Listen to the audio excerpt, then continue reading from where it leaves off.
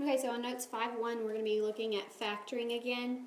So the front part is just a review that we've already talked about. So the very first thing that we look for when we're factoring is a GCF, greatest common factor. So if you look at number 1, notice they do not have a GCF. So then you're looking to see how many terms you have. We have 2 terms, so on 2 terms you're either checking for difference of squares or sum and difference of cubes. So notice we have an x squared, so we probably want to check for perfect squares. So notice 4 is a perfect square, so is 25, and it is the difference of 2 perfect squares. When you factor that, you're going to have 2 binomials.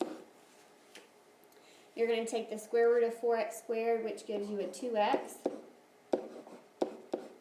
and then the square root of 25, you get 5. On difference of squares, you need to be adding one of them and then subtracting the other. If you were to use FOIL there, the middle terms would cancel and then you would end up with 4x squared minus 25. Okay, let's look at 2. So notice they don't have a GCF, so we're either checking on 2 terms for squares or cubes.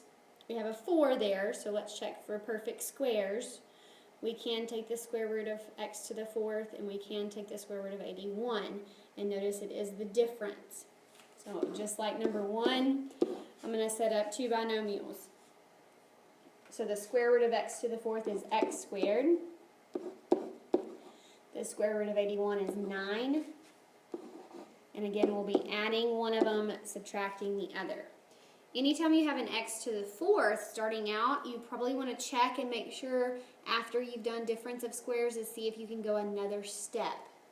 So x squared plus 9 is the sum of squares, and we can't factor sum of squares when you're adding, but you can factor difference of squares. So I'm going to rewrite x squared plus 9. And then the second one is difference, so I can factor that one. So I'm going to open up 2 sets of parentheses. The square root of x squared is x. Square root of 9 is 3. And again, you'll add 1, subtract the other. So you can only, on 2 terms, you can only factor difference of squares, not sum of 2 perfect squares. So that will be your answer there. Okay, let's take a look at 3. So again, they don't have a GCF. So notice we have an x cubed, so we need to check for perfect cubes. On cubes, we can have sum or difference. Okay, so we can take the cube root of x cubed, and then also we can take the cube root of 8. So when you have cubes, you're going to have a binomial and then a trinomial when you factor it. To get the binomial, you're taking the cube root of x cubed, which is x. On the first sign, you're using the same sign, so minus. Cube root of 8 is 2. From here, you're using this binomial to find this trinomial. So I'm going to square x squared, so x squared. I'm using, for the second sign, I'm using the opposite, which would be plus. And I'm multiplying these 2 terms together, so that would be 2x. The last term is always positive because you are squaring this term, which would give you a positive 4. Once you have factored cubes, that would be as far as you can go. So I'm just going to rewrite that. X minus 2, and then x squared plus 2x plus 4. So SOAP is what we can remember whenever we're trying to remember the signs that you have on cubes. Okay, let's look at 4. Notice this one does have a GCF, because remember that's what you're always checking for first. They have a 5 in common, so to determine what's left, when I take a 5 out, I'm dividing each one by 5. So you have 3x cubed. Now, if I just put parentheses here, which a lot of students like to do, notice if I multiply these together, it's not going to give me back 15x squared plus 5. So make sure when you're dividing a term by itself, that equals 1. So you have to put that. 3x cubed plus 1. Then after you do GCF, you look to see how many terms you have. We have 2 terms, so we're checking for squares or cubes. We do have an x cubed, but notice 3 is not a perfect cube. We can't take the cube root of 3. Okay? So that would be as far as we can go. If that 3 was not there, and we just had this, we could go another step with that because that would be sum of cubes, because 1 is a perfect cube and so is x cubed.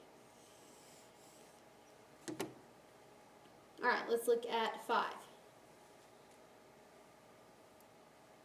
Okay, so on 5, we have 3 terms. Notice they do not have a GCF.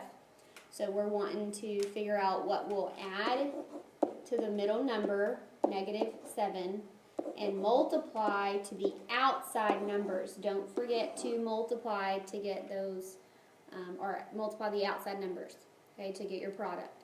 So 3 times a -6, we get -18.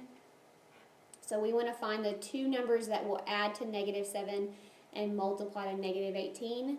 So that would be x minus 9 and x plus 2. Now notice if you were to multiply x times x, we're not going to get 3x squared. So remember in front, whenever that number in front of x squared is not a 1, you have to use the swing method. So we have to divide each number by the 3, the coefficient of x squared.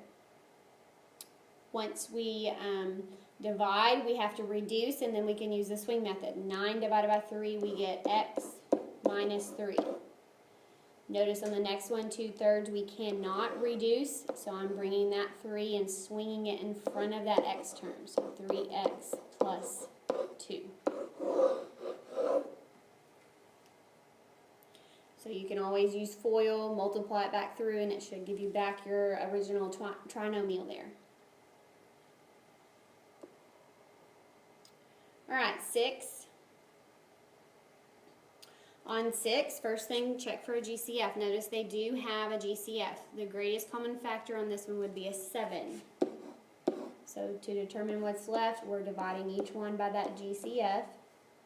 So you're left with x squared plus 4x plus 3.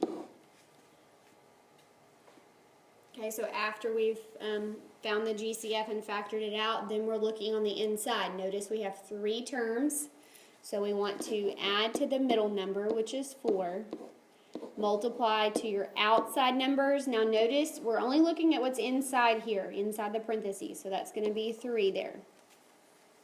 So we want to add to 4, multiply to 3, so that would be 3 and 1. Don't forget your GCF in front.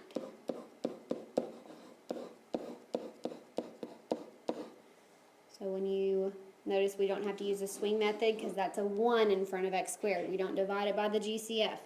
Okay? If you had left off the 7, x plus 3 times x plus 1, if you multiply it back together, it's not going to give you back your original. So make sure you don't leave the GCF off. Okay, so on the back is new. We're going to be factoring 4 terms by grouping. So you still first check for a GCF, okay? Once you've checked for a GCF, then you're going to group them. So notice on 7 they don't have a GCF. What I'm going to do is I'm going to group the first 2 together, and I'm going to find the GCF of only those 2. So the GCF would be x squared. So when I divide each one by x squared, I'm left with 2x. I'm dividing x squared by x squared. So we just talked about that on the front. If you're dividing something by itself, you have to put a 1. And then I'm always bringing down that middle sign there, or middle operation. So I'm going to be subtracting. So bring that down. Then look at, group the last 2. They would have a 9 as their GCF. Okay? Now, when I'm taking a 9 out, notice that it's negative because I brought down the subtraction. So make sure when you're dividing it, negative 18x divided by negative 9, you get a positive 2x. And a negative 9 divided by negative 9 is a positive 1.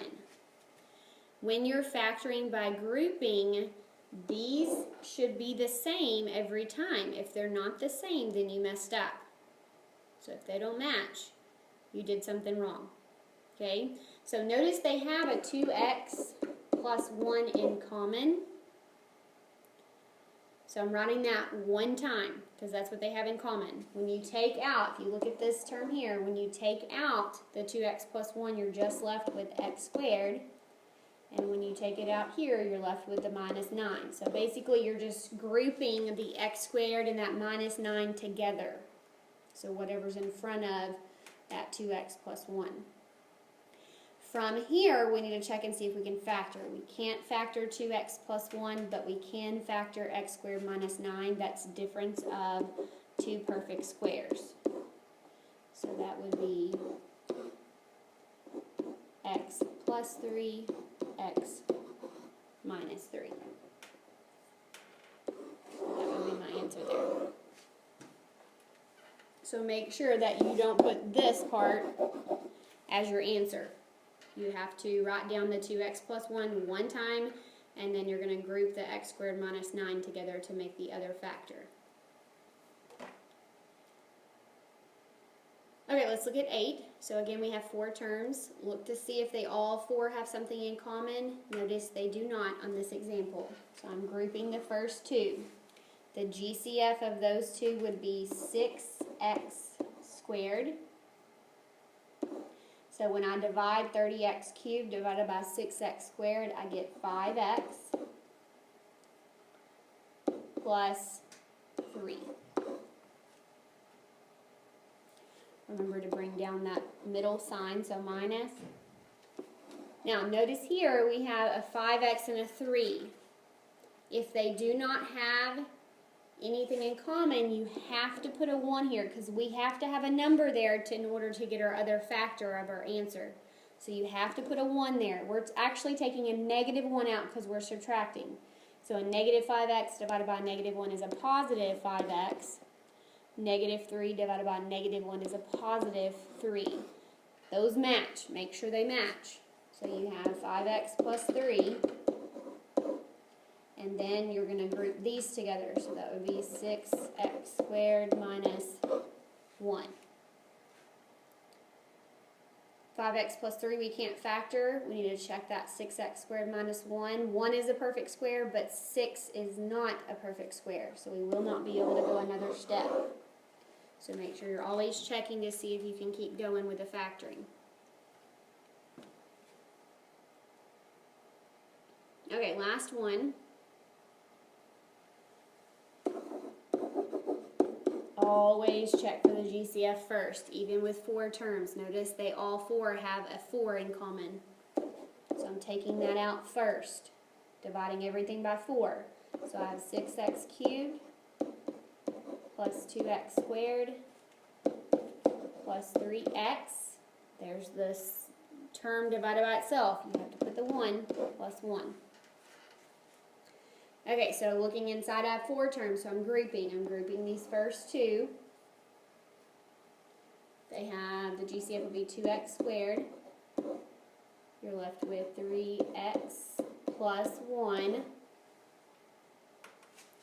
Bring down that middle sign so it's plus. Grouping the last 2, they just have a 1 in common, but again, you have to write that number. And then if I take a positive 1 out, I'm just left with 3x plus 1. Notice they match. So we have 3x plus 1 is one of our factors. And then we're grouping these together to get the other factor, 2x squared plus 1. Okay, if we multiply those together, it's not going to give me back that original, so don't leave off your GCF in the front. If you wanted to check it, multiply it all back through, and it should give you back that polynomial that you started with.